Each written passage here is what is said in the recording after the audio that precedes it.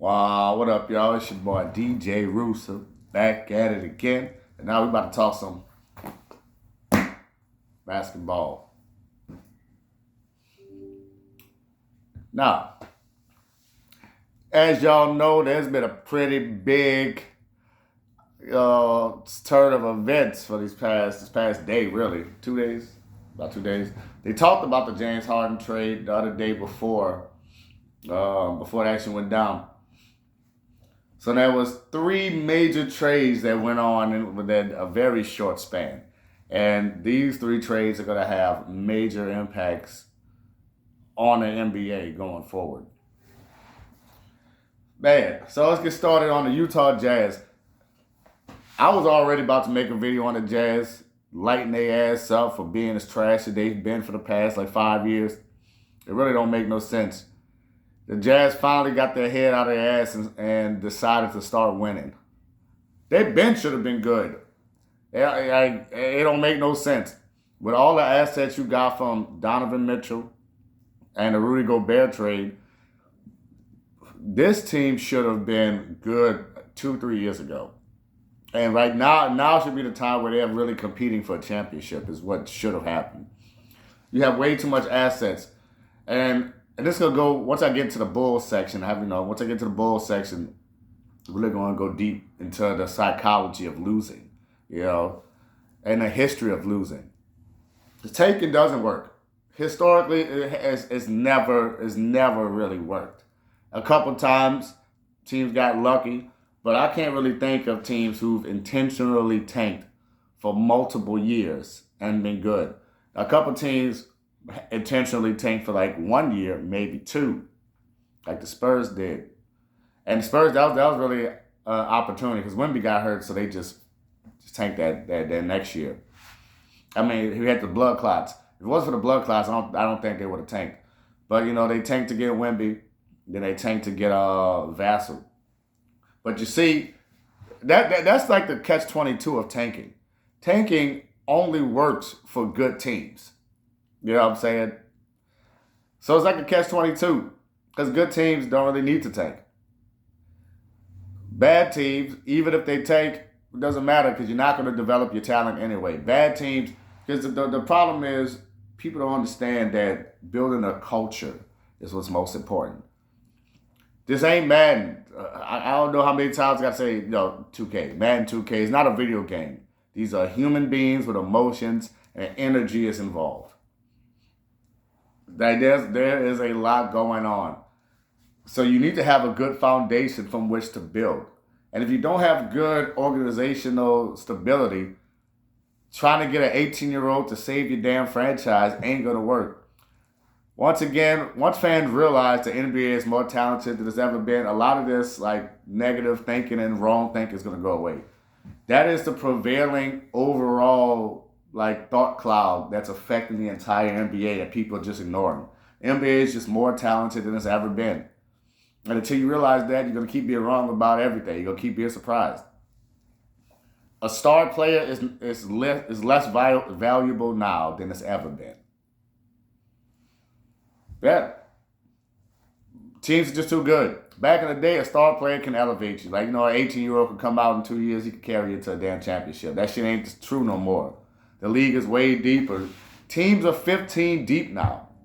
Look how long it took to make trades. Before, trades were happening every day or so much. It was just a part of the NBA. Trade talk was just a part of the thing. But now, because of both the CBA being garbage and the fact that everybody's talented, everybody's looking at their teams, they like their players. I like these guys. So I don't really want to trade them. They want more for them because they see them up close. They see how good they are. But back in the day, you could look at dudes and see how garbage they are on the bench.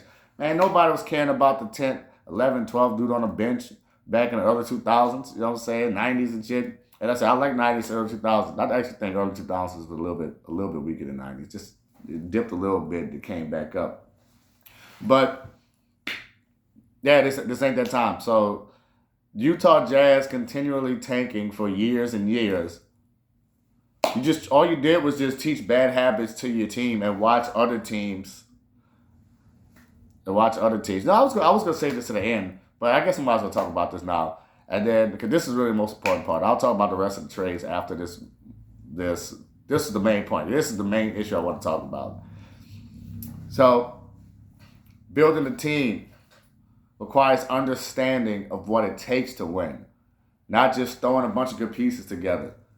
And what it takes to win is culture. If you don't have good organizational stability from the top on down, but not just in sports and anything, business. If you're running a business and you don't have good leadership, that bitch is crumbling unless you have money funneling into it. And they use it as a tax write-off. Really any structure, military. If you have a bad commander, they'll send you off to die. Man, I'm not going to happen in Vietnam. What happened in Vietnam to a lot of those officers out there who didn't know what the hell they were doing. They graduated from freaking school thinking they know some shit, and they're not caring about the soldiers. And they do some research in Vietnam and see what happened to the officers out there. See what happened to them dudes. No, leadership is important. You can't ask an 18-year-old to be a leader of a mess. Not in today's day and age. So that was a big part of what I was building off my Utah Jazz video. Because you think they had Laurie Marketing. And Laurie Marketing's been there. He made that trade. All right, good. He's a good player to build around. And that's what other people don't understand when it comes to building around. Building around a player isn't so much about building around a player. It's about finding a certain win condition in general, like a role. Find a role that you want to use in order to be your win condition. And then put complementary pieces, but also versatile pieces so you can change up depending on matchups. And you can put good players together. Yeah, that's a good strategy. Just do it. But then you have to tweak it. You can't just throw them together and call it a day. Just put a bunch of good players on the team and tweak it. It doesn't make any sense how fans want to. They say, "Oh, I'd rather be really bad or really good and be in the middle." That's the biggest lie ever. That history shows that doesn't work. It's a lot easier to go from 40 wins to 50 wins than it is to go from 10 wins to 50 wins. If you're already there, it's a lot easier to make that jump. But I don't understand why this logic doesn't apply to people or really general managers in general, except the good ones. That's how good teams. Look at Boston. Boston never tanked. They went from the big three era, really a big four, Rondo. Rondo doesn't really get credit. It's really more of a big four. Especially towards the end. Rondo was the best player on that team towards the end.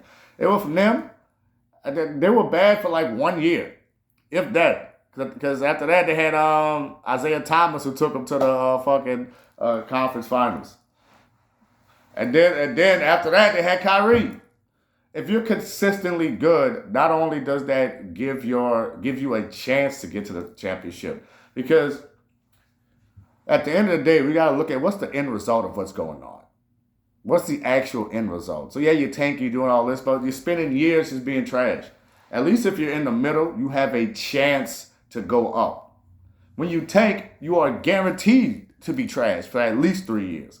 Guaranteed. So at least if you're in the middle, over the next 3 years, you can make steps to try to get over that hump.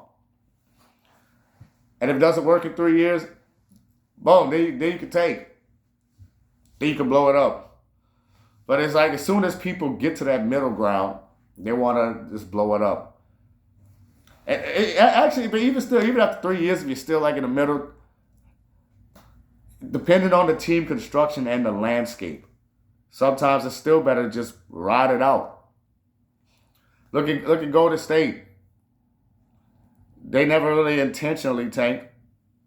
Their problems were Steve Kerr and Draymond Green. Really, if it wasn't for them, they would have had more championships without tanking. Like they were trash in 2020, 2021. One of those years. 2020, I think so. Yeah, Steph Curry got hurt. It was garbage then. And then we saw Draymond wasn't shit. So they should have traded him and got some pieces that kept it going. They didn't need to tank for 3 years to get back in 2022. They didn't need to do that. Like on top of that, the fan base is winning and losing. It's a casual thing. People who have actual respect for the game, not just the game of basketball, but any competitive thing at all. Anybody who has respect for that, they respect just the art of battle in general. So when you win or lose, it's not that big a deal. We're not getting on you as like personal people for losing. So it's okay if you could just put out a good product year after year, even for 10 years. If you have a good product and you give us a chance to win, people will go to the games. Yeah, the gamblers are the ones who are going to cry and bitch about it. But the common people who aren't online, who aren't in the forums, who just out in the street living their life, they're going to support the team. So the team just makes more money in general when you're winning. So tanking is never a good idea unless it's strategic.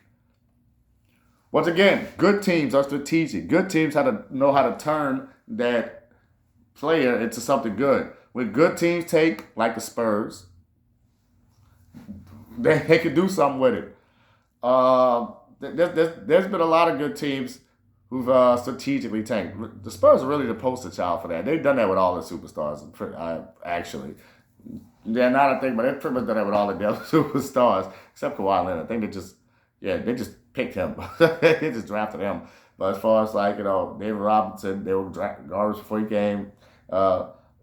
Tim Duncan, y'all know that they tanked for him. The league gave him Timmy D. Freaking at Wembanyama and Vassell. I think they got both a Castle and a Vassell. They got them both, man. One of them dudes, you know what I'm saying, was like the second rookie of the year. So I guess that's all I really want to say on that part. Like I said, that was gonna be my closer, but my heart just showed that that's really the main thing I want to talk about, because the Jazz and the Bulls are the poster child of this. Just a perennial just spinning your wheels. And people look at Miami, we're tired of the play-in. But Miami's been in the finals over the last 10 years. They've been in the finals, conference finals for like many times, more than most teams. So I'm willing to take a few years of just being mediocre instead of being garbage with a chance. Because then with the lottery, you might not even look at the Wizards. What happened to the Wizards? They were garbage and still got an awful pick. Then they picked like 4th or 5th. You know what I'm saying? So you can be trash and still not get a top pick. And the draft is so deep. The talent is so deep. You don't need to tank. You can just pick your regular pick, and you probably find a superstar. Look at all the rookies of the year. Slow down, because I'm very passionate about this. Oh, look at all the rookies playing this year, balling out. There aren't just 2-3 rookies. The top 2-3 rookies aren't just the ones balling. Derek Queen, look at freaking Jeremiah Fears, balling, and Peavy, just on the Pelicans alone. All 3 of them have productive players. We already know Cooper Flag, Con Canupo, VJ Edgecombe. Those are the 3 leaders for Rookie of the Year, in my opinion. And they didn't go 1, 2, and 3. I mean, Flag went 1. Did they go 1, 2, and 3? I don't think so. I doubt it. No, I don't think they went 1, 2, and 3. But regardless, man, there's people you can find. I think Ace Bailey, because Ace Bailey's balling out too. I think he went. Did he go number 2? I think he went number 2. But like I said, there's no need to tank for like a top 1, 2, 3 pick. If you don't make the playoffs, you're gonna be fine. If just play and teach good values, good habits, and then you can build something special. Then you have something to talk about. And then all it takes is a couple moves. Look at Toronto, who was perennially just good with DeMar DeRozan and Kyle Lowry. They were just good. And then one day they made a trade. Well, no, they made a few trades actually. Kawhi Leonard his impact on that team is very much overrated. That team was stacked. They added a lot of good players. They added both Serge Ibaka and Marc Gasol, who were both former Defensive Player of the Year candidates. I think Marc actually won one. I don't know if Serge won one, but I know he was in Serge Ibaka during his Serge Ibaka days. He was a DPOY candidate. That team was stacked. Like Pascal Siakam was a young stud. Still had veteran Kyle Lowry who was balling, and then they was right on the cusp. So they added some complementary pieces, and then they had the asset. They had the assets to add a star in free agency. And then they grew Pascal. They grew the other dudes. We had Fred VanVleet. Man, that team was stacked. Kawhi gets all the credit, but that team was stacked. Man, that shows you how cold Golden State is. The stack of that team is not Golden State. Golden State trash. As cold Steph Curry is. Because he ain't had nobody, still brought him to 6. Like, that team was way more stacked than Golden State. Klay Thompson, even like before he got hurt, wasn't doing nothing. He was still bad in the series. He didn't really play well before he got hurt. I think he had another injury he was pushing through. But without Kevin Durant, that team was done. But even with Kevin Durant, they still had more talent on Toronto. And that's how you build a team. Just make your team competitive. And then it's a lot easier to take it over the top. Because when you start from the bottom, you got to start from the bottom. You have to build a foundation. You have to build winning habits. You have to sit and go through the growing pains. You don't need to do that anymore. Stop. Man. Okay, all right. So now let me actually talk about the trades. That's pretty much what I'll talk about in general for the trades. So if you made it this far, put a time stamp so you can skip right to this part. Right to 16-minute mark. So let's go into the actual trades, into the meat and the potatoes of it. So, Utah Jazz, they got, of course, Jaren Jackson Jr., John Conchar, Jock Landale, Vince Williams, Jags. No, I'm not Jags. Memphis, they get Kyle Anderson, good player. Golden State should have kept him. Taylor Hendricks, don't know who that is. George Niang, Philly didn't even want him. And 3 first-rounders. So, my man, this is a win-win for trade for all parties. Because like I said in my short for Jaren Jackson when he got traded, I really think he's an overrated player. I don't think he's a franchise player. 3 first-rounders is what you do for a franchise player. But in this particular regard, the Jazz had a million assets. Like I was saying before, you could use your assets to get a good player. And, guess one last analogy I want to make for this. When it comes to trades, I use a bird in the hand is worth 2 in the bush ideology. Too many fans, they're gambling addicts. People are gambling addicts. They want to gamble. That's just how human nature is. Really conscious nature. Animals do it too. It's like a probability thing. But yeah, instead of seeing a good player and wanting to build and let them grow, because players still improve.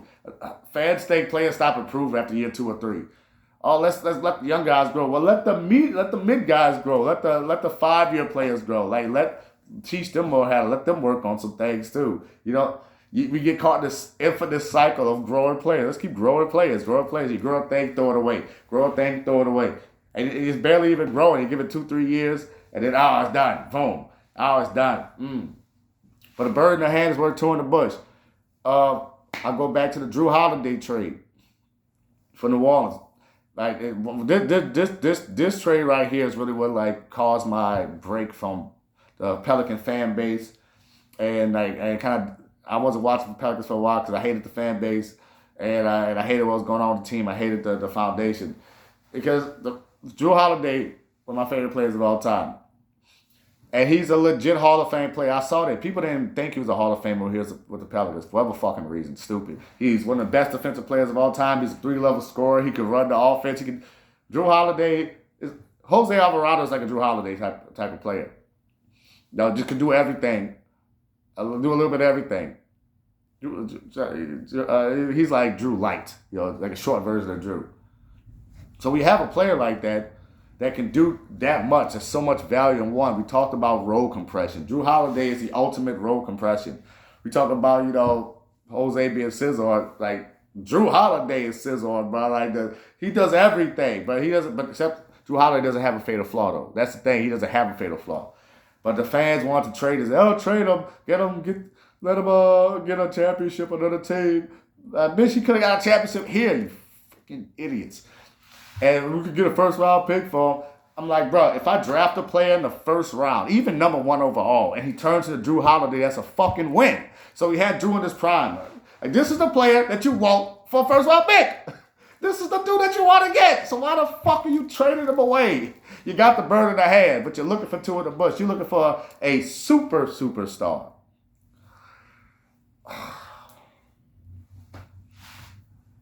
So I'll bring it back to JJJ. If I draft a first-round player and it turns into JJJ, I'm not mad at it, but, man, I'm not ecstatic either. So when you look at it from that way, spending 3 first rounds on a dude like that, like, son, what are you doing? Because imagine, because it's not just 3 first rounds, it's 3 years. So it's 3 years worth of first rounds consolidated into one person. So is this one person worth 3 years worth of drafts? No, absolutely not.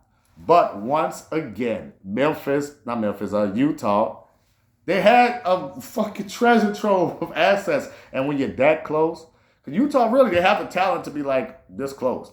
Now they just need good coaching and good foundation. But see, I don't really know if he has a personality to really bring a winning style to Utah. You need somebody that's going to bring a winning attitude and culture. I don't know if JJJ really has that. He seems to be missing that, but we'll see. We'll see. Who else they got? The Grizzlies? Yeah, the Grizzlies. They're a terrible organization. My last thing on them before I go to the Bulls. So it doesn't really matter what they're going to do. They're not going to do nothing with the picks anyway because they're a trash organization. They have a terrible structure. Like I said, bro, you know me, I got to get all fans. I have to hold fans accountable because people don't. Except the players, but nobody cares when the players do. But we got to hold ourselves accountable. Because I do it too. Look, I'm not going to say I'm better than y'all. I talk some dumb bullshit, sitting down in my chair too. I am guilty as well. But we have to keep perspective. Anytime teams listen to like their fan base too much, especially like a toxic fan base, then that's a bad organization. Grizzlies, they listen to the casuals. They listen to the toxic casuals. They got rid of Dylan Brooks simply because he was getting memed on. That's it. Dylan Brooks was key to the culture. They destroyed their culture because they listened to fans and LeBron James toxic ass fans. And toxic LeBron media because the media kept destroying Dylan Brooks. Because you know how the media works for LeBron. So anybody that's against LeBron, they're gonna light their ass up. How dare you talk to our king like this? And LeBron, he's old, which he was. How dare you talk to our king like this? that is literally the reason why they got rid of him. That's it. Absolutely garbage. You got a whole bunch of pick for Desmond Bane. Ain't doing shit with it. Nothing. What are you gonna do with it? What are you gonna do? Like with all those picks, you could have built a contender. And then, boom. You got more picks. Now you got a new trove of picks. You don't even need to tank. You can tank, I guess, for this year. And then bounce back next year. And then the offseason trade those picks for actual good players. But once again, Memphis is not a good organization. They're not going to do that. No.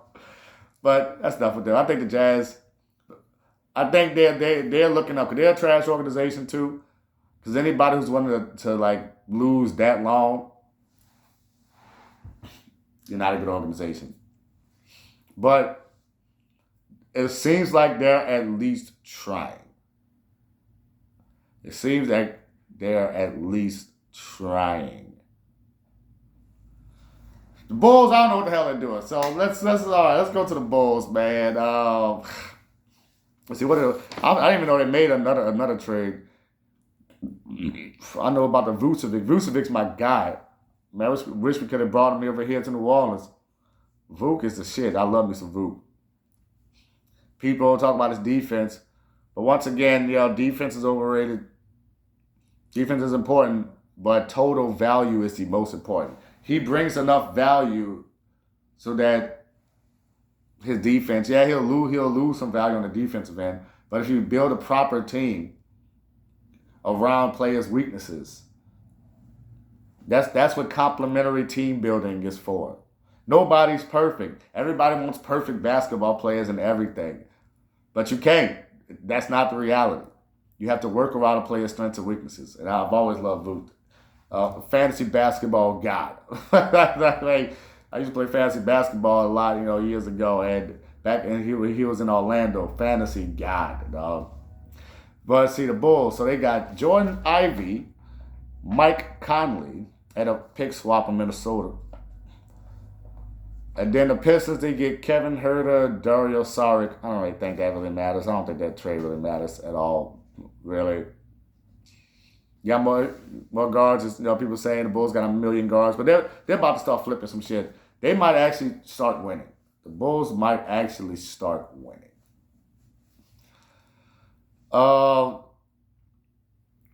The next trade with Bulls and the Celtics. Bulls get Anthony Simons, and they get a second round pick swap. Yeah, with Celtics, them and the Celtics, they pretty much swap picks. And the Celtics get Vucevic. I think this is big for the Celtics. The Celtics are now, the Celtics and the Cavs are now significantly better. Like, just for this year. We're going to get into the Cavs later. But the people don't really realize how big the signing is for Boston. Now, I am disappointed they had to let Anthony Simons go. He's been having a year. He's been a big reason for why they haven't had this fall off. Anthony Simons been like balling. But Vucevic is gonna he's gonna give them exactly what they need. So the Bulls at this point now just tank. And you were close. The Bulls were close 2 years ago. The Bulls were close, man. All they needed to do was add a couple pieces. When they traded Zach LaVine, they killed their championship chances. They had the star power. All they had to do was be patient. Zach was having his best year. He was finally healthy. I could see if Zach was failing year after year after year, but he's been hurt for most of his time there.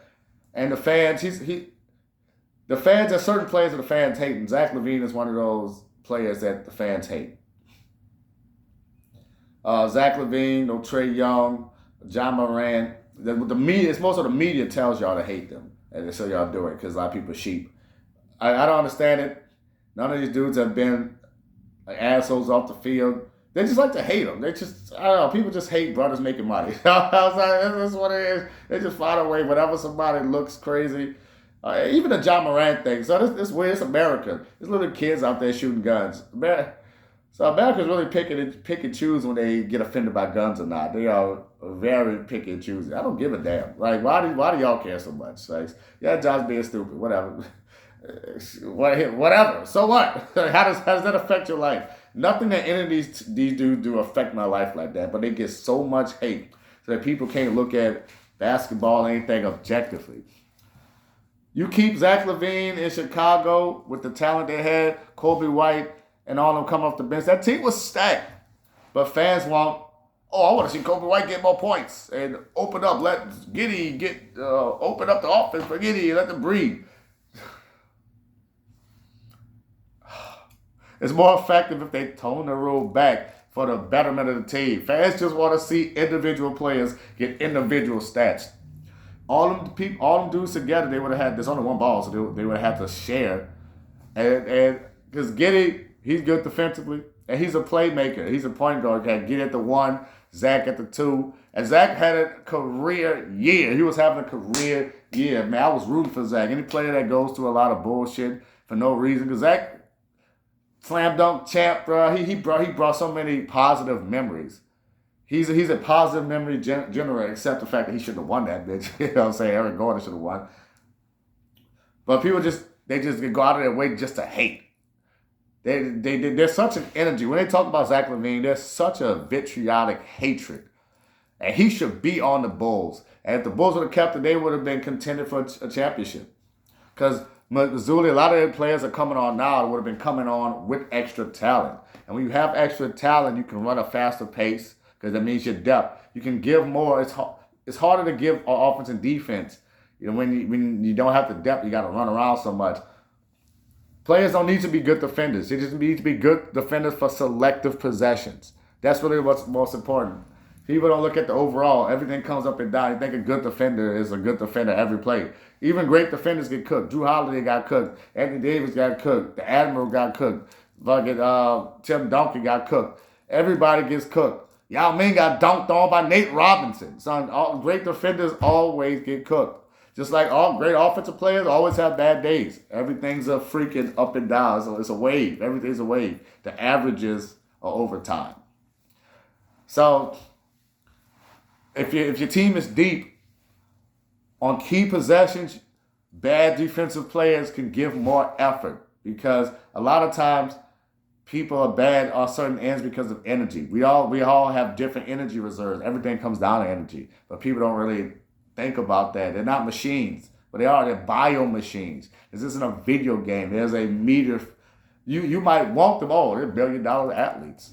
People think money changes shit. Money don't change biology. If I slapped you in the face with $1 million, it's not going to change your knee. It's not going to change how your body is constructed.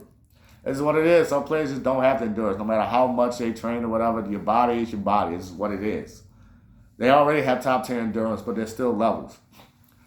So I know I'm talking a lot about that, but that's why depth is so important, depth and talent. And holding on to talent is so important, especially now. But the Bulls, anytime they get good players, they trade them away. It's weird.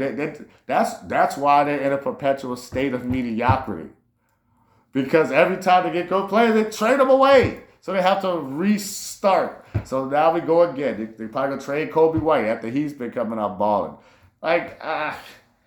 Instead of trading away players to start again, build something special and teach the players you already had how to play better with each other. How about tweaking the system instead of tweaking the players? It's a lot easier to tweak the system than it is to just reshuffle all the players around. Man, so for the Bulls, this is going to help them out because they're going to be trash. They're a trash organization anyway, so it gives other teams in the East room to breathe. And bad teams are healthy for competitive balance. And this trade has created another really bad team. I know it sounds weird, but once again, I've competed in many things at high level, like across many different fields. And in the fighting game community, we call them pop monsters. You know what I'm saying? You need the pop monsters, bro. And if you want to have good games at the top, you need someone to help feed the engine. You need a couple bad teams to give other teams breaks. It's 82 games. Another reason so many people get hurt because every game's a grind. We only had like one bad team in the league for like the last 2 years. Like really one or two really bad teams. And bad as in no talent bad. Not bad as in just dysfunctional bad. Because even dysfunctional bad like the Pelicans can go on the road and smoke like the Spurs because they got talent.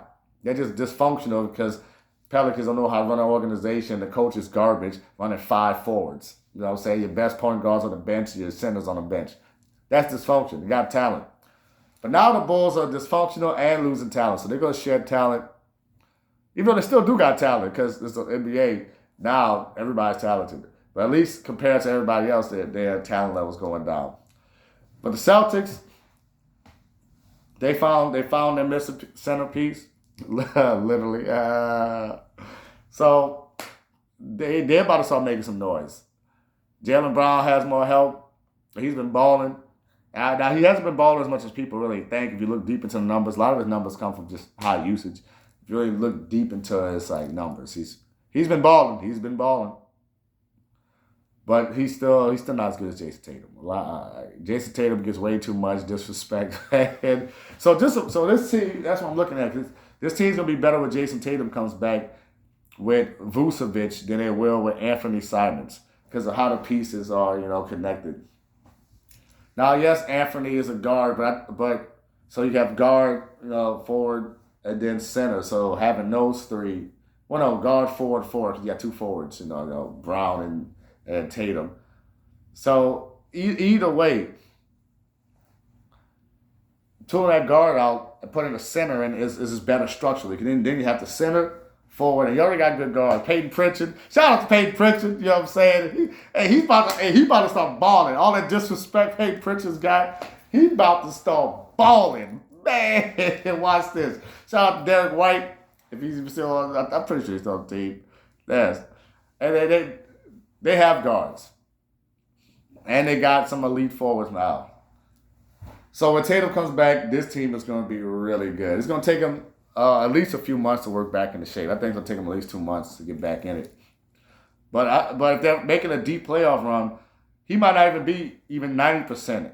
But if they could get to the second round, he's going to be a big contributor in the second round of playoffs. Maybe a little bit in the first round, but definitely big going into the second round of the playoffs. But, man, this is my longest video. If y'all made it to the end, give me a rooster down in the low. Hit it.